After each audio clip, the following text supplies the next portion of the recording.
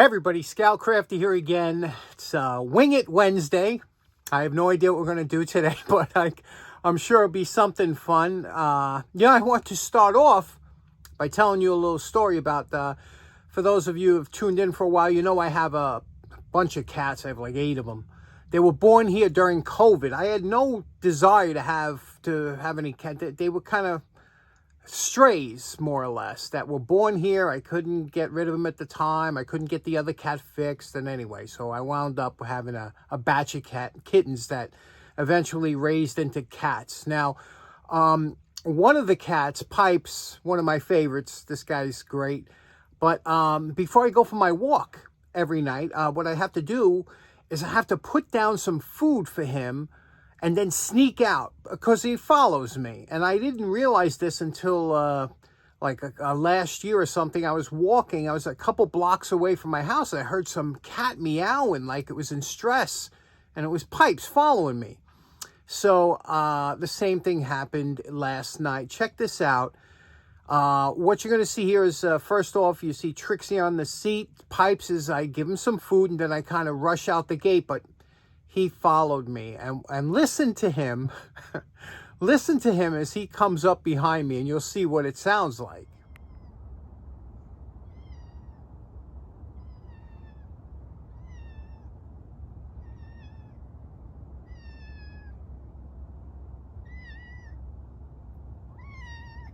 What are you doing? So the little guy worries about me, I guess, walking that late at night. He knows the dangers, so I got to pick him up, carry him home, put him inside, and then go for my walk. For today, I got a little bit of ambition. Last video that 357 put out, he did a beautiful International Harvester wrench. And this thing was nothing to look at when he started, but boy, did he do a nice job in taking that over the top. So gave me some inspiration to get working on one of the old hand tools. Let's see what we got going on. Now, it's been a long time since I did a pipe wrench. This Greenfield, see this Greenfield here? This here, a Little Giant, number 10-inch, patent 1913. What a beautiful looking wrench, right? And to look at it like now, even now it's in decent shape, but there's little things that you have to, has one chip tooth, really nothing we could do about that. Top here looks like there's something funky going on. See over there? So we're gonna have to straighten that out. There's dings and dents around the top, where people bang or whatever they have to. A couple bangs, not bad, on the handle. It looks straight. Is it straight? I have to see. It might be, I don't know, I got to look at it closely. It might be bending a little bit to the right, so maybe we'll take it to the dake. It's got a nice hang hole in it, which, well, I don't know if they all had that. I forget now, because I did a couple. Just a lovely wrench. This is reversible. You could change this, put it on this side if these teeth get worn. They were just nice wrenches. Nice that you can get in there and kind of hook it up. So what I want to do is clean this up nice. There's a few things that we could do here. Obviously, there's only 3 parts to the wrench. There's the body itself. Then there's the top jaw, which comes out. And there's this beautiful knurled roundish nut, which is just a beautiful piece right there. And then over here, the Little Giant here. And look at here, you could see the lettering. Looks like it's a little messed up in there, but that's okay. And some of the stampings, remember these are forged and sometimes the stamping gets a little messed up, but what do you say we try and make this one nice? Okay, the first step is the post-wire brush evaluation. Now, we look at what we did. Now, we didn't go over the entire wrench for the simple reason we're going to be hitting this with the flap sander. So it's just a waste of time and you wear down your tool. So, but you will get in here. See how important it is? I'm not going to get in there with the flap disc, obviously. So we did that really good with the wire brush. Same thing with inside here. All those little spots that the teeth, all those spots you won't be able to get to otherwise. Around the teeth here, around here, especially in there, you see there. Get in good there, and also in and out of the knurled nut. Now, a couple things you have to look at, again, when you're evaluating. You see here, see this area? We're going to get that nice. Same thing with here and around the edges here. All these forging marks, we're going to take all that out, polish it, just make it a, you know, the beautiful wrench it's supposed to be. Okay, now we are going to only use 2 discs. This is a coarse disc. It's kind of a 160 grit, and this is kind of a 120. That's all we're going to use. You can see here 120. Now, the 60 grit, we're going to just touch some of the areas that are a little bit rough, like here. You see this whole area here? We're going to get that because that'll take it down real quick. Same with this side. Now, you could do it with the 120, but you're going to be building up a lot of heat, wearing down your disc, you know, just hit the areas like over here. We're going to hit that real quick, and then we'll finish it off with the 120. I'll show you the difference. Now, the flap disc is one of your greatest friends when you're doing tourists. It works so good and so easy and so quickly, but you see here, you got to be careful. You can always take off too much with the flap disc, and then you're screwed. So you see what I'm doing? I'm lightly touching it and using the drag technique. I'm just pulling back lightly and looking under the light to see what areas I should hit and what I shouldn't hit. And if you do it this way, you won't have to worry about taking off too much material or reprofiling the wrench. Just basically you're getting off the staining and the pitting that was left there from years of sitting in a toolbox or out in the garage. Now, always take a few minutes and stop and see where you're going so that you could tell if you're going, you need to do a little bit more here or there. But you can see here, everything's coming good in the front, but we do have a lot to do on the handle, but we'll take care of that with the belt sander because that blends everything in. Okay, this is just over, well, we have a little bit over an hour into this. We've done the wire brush. We went through 2 flap discs. You can see where we're at. Now, this is crude. Okay, so don't even go by the looks now. Now you have to refine it. Okay, but what we did is we got rid of all the pitting, all the staining. Remember, this was all cruddied up. We got that nice. Now we just have to refine it. And this is where you cannot quit. Because, you know, a lot of times I see restorations where, you know, guys take it down to this because it looks okay, but it looks cheap. It looks cheesy. You know, it's when you get that polish. This is the part that counts now. So we'll take this to the belt sander. We'll really refine all this. Same thing with here. Okay, we got all the pits out and everything as far as we want to go. Now the part comes, this is the fun part. And this is where you don't rush it, the refining part.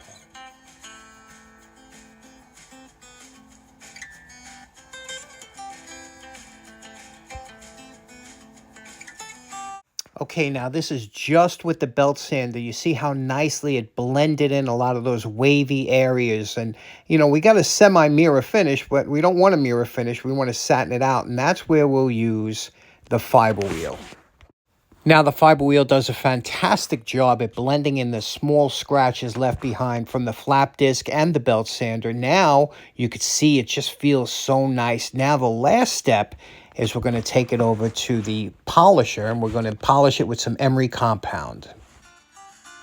Okay, we got about 3.5 hours into this thing, but I'm very happy with the way it came out. Look at that. It looks nice, right? I wasn't looking for a mirror, but this has to be smooth in the hand, and you know, just, you know what I'm talking about. It just has to be a nice wrench. And here we did the top. Everything's coming good.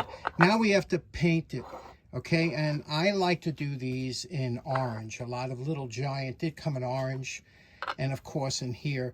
Now, we'll get into paint later. I'm going to stop, have a little dinner, whatnot. But it's all done. Before we get it ready for paint, what I'm going to do is I'm going to scrub this with a toothbrush and comb it. Okay, comb it. I'll scrub all the paint, everything we're going to do with the painted surface, because there's some polish in there. So comb it, we'll get all that out of there, and then we'll paint it, and I'll show you a couple tips and tricks for painting. Okay, we are ready for paint. Everything's been cleaned with the toothbrush and comb it, dried on the front, so everything's dry, clean, warmed up. We even put the paint in a bucket of hot water so it's nice and flowing. Okay, so here's the deal. It's raining out. It's a little bit humid. It's not a good time to paint. However, you can control that sometimes by putting it onto something warm or in an area that doesn't have high humidity, like for me, on top of my furnace. Now, I have a little tin foil I'm going to spray the paint in. I do not like spraying when I like to brush and float it in, especially because of the edge here, and I'll show you why. Using a float technique of floating it in with the brush and then wiping it off with a small piece of paper towel, and it's actually a shop rag, and odorless mineral spirits. So, but if this was a finish, like it's crinkled back there, but if it was like a real nice finish, and you could spray it, but you know, today is not the day you want to spray. So let's get started. A lot of times when I want to use a small amount of paint, I use spray paint, and I'll spray it into a small area and then brush it on. It beats trying to buy a pint or a quart of liquid paint, but just shake this up well. This is the kind, this Allison Chambers orange is very close to the actual Greenfield orange that they used to use. So let's spray some of that in here and flood it into this area.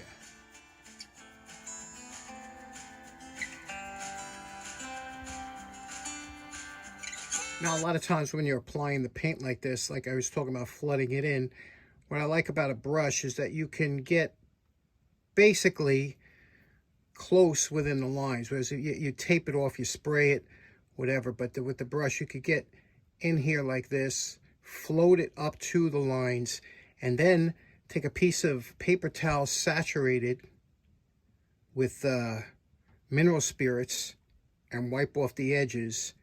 That, like on the bottom here, we'll wipe that off, and I'll show you what that looks like. Saturated, dampened with mineral spirits, press it flat, very flat, and then just wipe it gently over the top, and some of the letters will come out too. You see that? Now this is just the first coat, and go around here like this, around the edges, because this way you can get the letters to come up. And now when we go to our second coat, we'll do the same thing, and eventually you'll just see the letters with the orange. Now, with this dampened piece of a paper towel that you have, or shop rag, you're going to press it into the seam here, rub it back and forth like this, just to get that nice and even, because that's where it shows up a lot, when it's uneven on the edges there. And you can see you'll pick up a little paint on there, but there we go. And now let this dry until you put it on the furnace, let it dry, and it'll really soak in. And then we'll come back and we'll do another coat. Now, when you're waiting for the paint to dry, to clean your brush, okay? A lot of times, a lot of people, you know, will use a lot of thinner to clean it. The first thing you want to do is brush all the excess paint off on a piece of paper towel like this, okay? Just brush all the excess paint that you can possibly get off. Then dip this paper towel into some thinner, okay? And do the same thing, and you'll see you're thinning out the paint, more will come out. And just keep doing this until your brush is pretty much free of paint. You're going to have to work it around. You want to get all that paint that's in the middle of the bristles out. And you're going to do it again. Look for a clean spot. And you just keep doing this until there's no more paint coming off onto your paper towel. And that's how you clean up your brush. And then finally you use it with some clean thinner. And that's how your brush is good for a while. Now, you know my favorite part. Remember what this little giant wrench looked like before we started. And we're calling this project done. You know, this is always a fun wrench. It's a very nice looking wrench. Couple quirks about it. Some of the later models, or different models, besides having teeth here, also had teeth back here so you could reverse the jaw. One funny thing about these wrenches was the lettering. Now, on a couple of wrenches that I did not do the lettering. I did not, enhance the lettering, because the lettering is crooked on these wrenches, all of them. If you compare it to like a Diamond or some of the other wrenches that have them perfectly straight, you know, the Little Giants always had, you know, kind of a cocky lettering. So sometimes I just left it untouched. But anyway, you can see what we did here.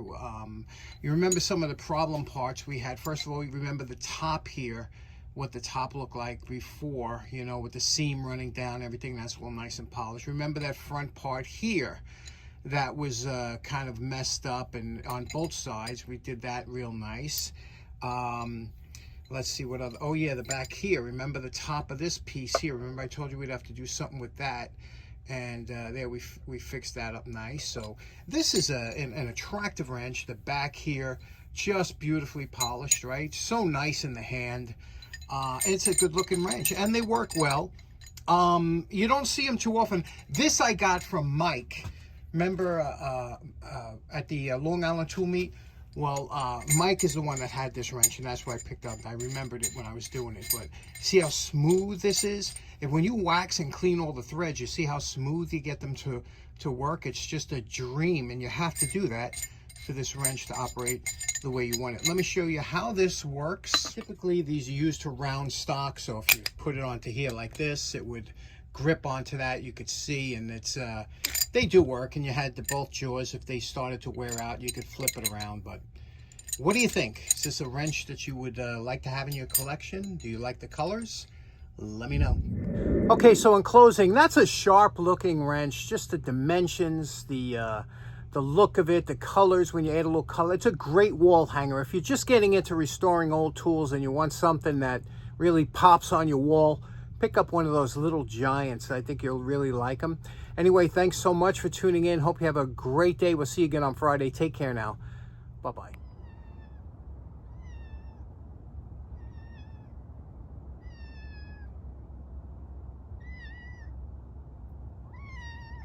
What are you doing?